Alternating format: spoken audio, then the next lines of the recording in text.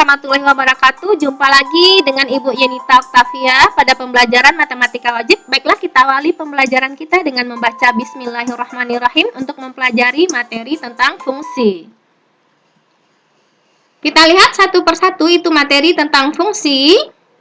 Pengertian fungsi yang pertama, fungsi atau pemetaan adalah suatu relasi dari himpunan A ke himpunan B dengan syarat setiap anggota A dipasangkan dengan tepat satu anggota B. Fungsi ini biasa disimbolkan dengan huruf kecil, boleh F, G, dan H. Ini simbol fungsi.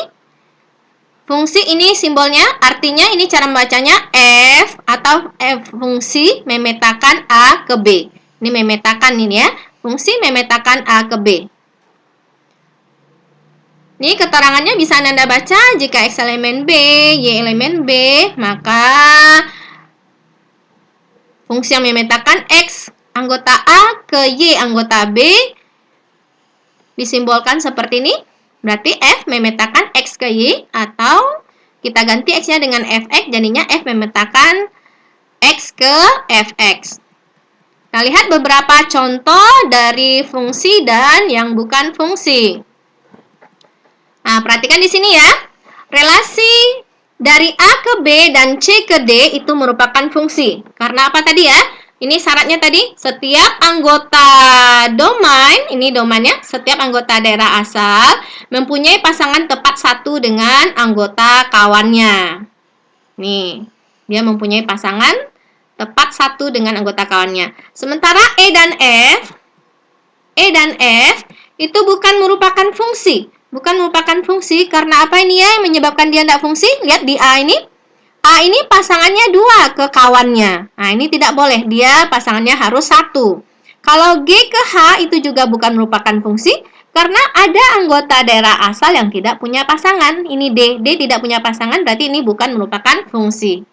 Sekarang kita lihat lagi istilah-istilah dalam fungsi. Ada yang pertama namanya domain. Itu daerah asal, yang kedua kodomain, daerah kawan, dan yang ketiga rank atau daerah hasil. Nah, ini contoh fungsi dalam kehidupan sehari-hari kayak membuat jus, domainnya adalah buah, air, dan gula, blendernya sebagai fungsi, sementara jus buahnya itu sebagai hasil atau rank. Kita lihat cara menggambarkan fungsi, itu ada 3. Yang pertama melalui diagram panah. Diagram panah seperti ini ya. Contohnya,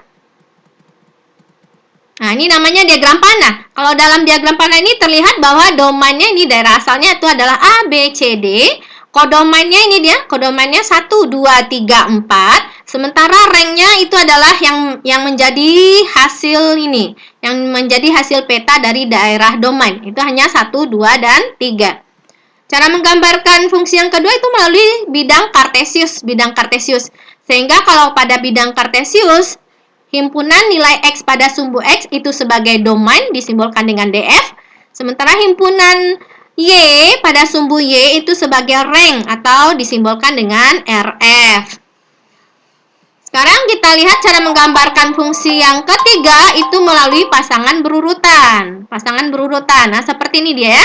Kalau pasangan berurutannya min 2, min 5, min 1, min 2, 0, 1, 1,4, maka yang sebagai domainnya tadi sumbu X ya. Sumbu X itu berarti min 2, min 1, 0, dan 1. Kalau sebagai daerah hasilnya itu pada sumbu Y, berarti ini dia negatif 5, negatif 2, 1, dan 4. Sekarang kita lihat berikutnya sifat-sifat fungsi. Sifat-sifat fungsi itu ada 3. Yang pertama namanya fungsi surjektif atau fungsi onto namanya. Fungsi surjektif ini syaratnya adalah daerah hasil sama dengan daerah kodomain. Lihat contohnya ini ya. Daerah hasilnya sama dengan kodomainnya. Nah, dari contoh ini kita lihat bahwasanya fungsi dari A ke B itu merupakan fungsi surjektif. Karena kodomainnya 1, 2 dan daerah hasilnya juga 1, 2. Berarti kodomain sama dengan daerah hasil. Sementara fungsi dari C ke D itu bukan merupakan fungsi subjektif. Kita lihat di sini kodomainnya 1, 2, 3, sementara daerah hasilnya hanya 1, 2. Berarti tidak sama kodomain dengan ranknya, sehingga bukan merupakan fungsi surjektif.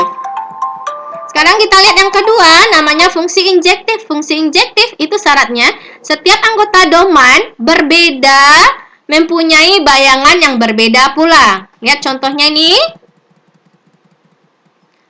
Fungsi dari A ke B merupakan injektif karena setiap anggota domain ini bayangannya berbeda. Sementara fungsi dari C ke D bukan merupakan injektif karena ini A bayangannya kedua, C juga bayangannya kedua, berarti tidak berbeda bayangan A dengan C, sehingga ini bukan merupakan fungsi injektif. Yang ketiga, sifat fungsi itu adalah fungsi bijektif. Fungsi bijektif ini artinya dia merupakan subjektif dan sekaligus injektif. Seperti ini bentuknya ya. Fungsi bijektif ini setiap kodomain menjadi rank dan setiap anggota domain mempunyai bayangan yang berbeda. Kita lanjut ke contoh soal. Lihat di sini contoh soalnya. Fungsi domainnya 1, 2, 3, 4, sementara kodomainnya 1, 3, 5, 7, 9. Sementara fx-nya adalah 2x tambah 1. Langkah pertama kita cari dulu nilai fungsi untuk domain. Domainnya 1 berarti ganti x-nya dengan 1. Terus 2 ganti x-nya dengan 2. Ganti x-nya dengan 3 dan lanjut ganti x-nya dengan 4. Masukkan ke fungsi yang fx tadi. Ini kalau x sama dengan 1 berarti 2 kali 1 tambah 1 ke sini ya. Jadinya 3, kalau x-nya 2 berarti 2 kali 2 tambah 1 sama dengan 5. Kalau yang ini 2 kali 3 tambah 1 sama dengan 7. Terus kalau x-nya 4, 2 kali 4 tambah 1 sama dengan 9.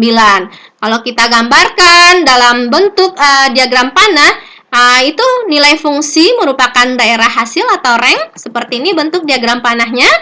Nampak di sini kalau seperti ini, maka sifat fungsinya adalah fungsi injektif, yaitu setiap domain mempunyai hasil yang berbeda. Demikianlah penjelasan ini, mudah-mudahan dapat dipahami. Assalamualaikum warahmatullahi wabarakatuh.